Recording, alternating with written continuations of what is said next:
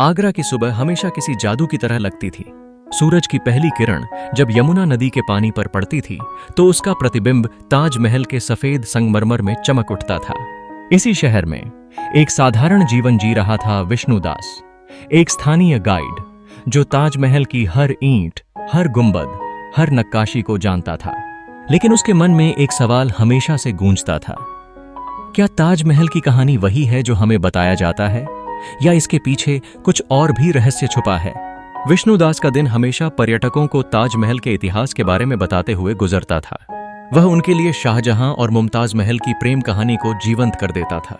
लेकिन जैसे जैसे वह लोगों को यह कहानी सुनाता, उसके भीतर यह जिज्ञासा और बढ़ती रहती, क्या यह सच है या यह सिर्फ एक मिथक है? एक दिन विष्णु के पास आगरा का एक पुराना दस्तावेज आया। दस्तावेज में ताजमहल के निर्माण के बारे में कुछ ऐसे तथ्य दर्ज थे जो सामान्य इतिहास की किताबों में नहीं थे।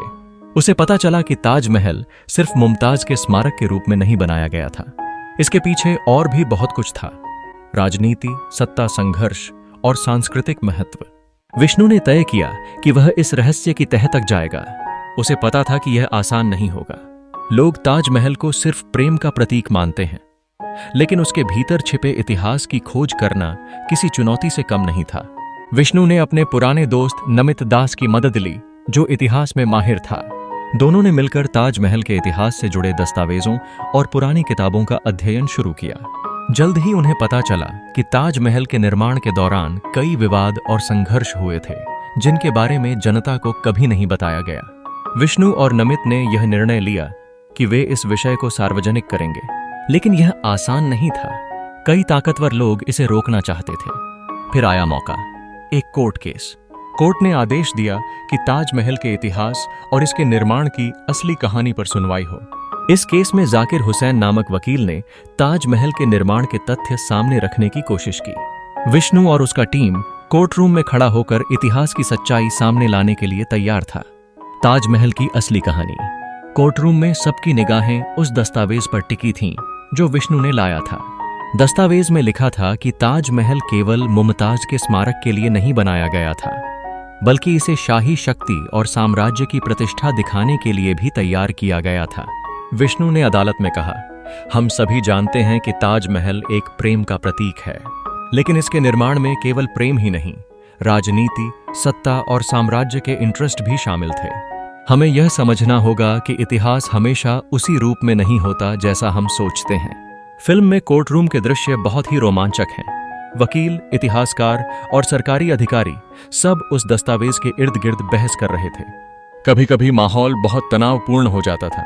जैसे जैसे केस आगे बढ़ा, ताजमहल का असली रहस्य धीरे धीरे सामने आने लगा। दस्तावेज और पुरानी रिपोर्टें दिखाती थीं कि ताजमहल के निर्माण में कई मजदूरों और कारीगरों की मेहनत के अलावा शाही धन और राजनीति की जटिलताएं जुड़ी हुई थीं। विष्णु ने दर्शकों को समझाया कि ताजमहल सिर्फ प्रेम का प्रतीक नहीं है, बल्कि यह भारत की सांस्कृतिक और ऐतिहासिक धरोहर भी है। कोर्ट रूम के क्लाइमैक्स में जब दस्तावेज के अंतिम पन्ने पर लिखा गया तथ्य सामने आया, तो सभी चौंक गए। यह तथ्य ताजमहल की सामाजिक और सांस्कृतिक प्रभावशाली भूमिका को उजागर करता था। फिल्म में मीडिया रिपोर्टर स्नेहा वाघ इस पूरे केस की कवरेज कर रही थी। उसने दर्शकों को बताया कि ताजमहल की कहानी केवल एक रोमांटिक कथा नहीं है, इसके पीछे छुपे ऐतिहासिक, सामाजिक और राजनीतिक तथ्य भी हैं।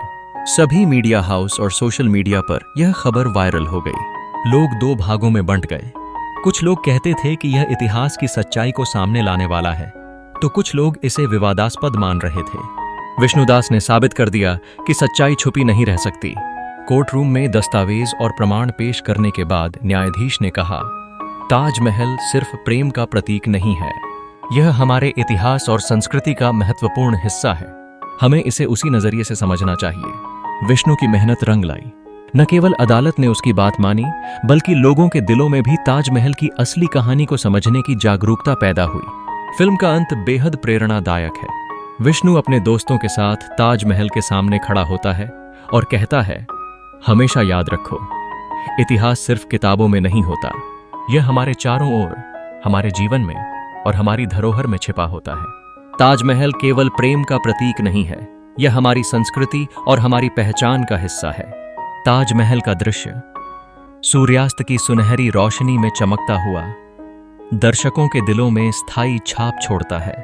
फिल्म संदेश देती है कि सच्चाई और इतिहास की खोज हमेशा मूल्यवान होती है और हर किसी को यह जानने का हक है कि हमारे चारों ओर का इतिहास क्या कहता है। निष्कर्ष, द ताज स्टोरी सिर्फ एक फिल्म नहीं है।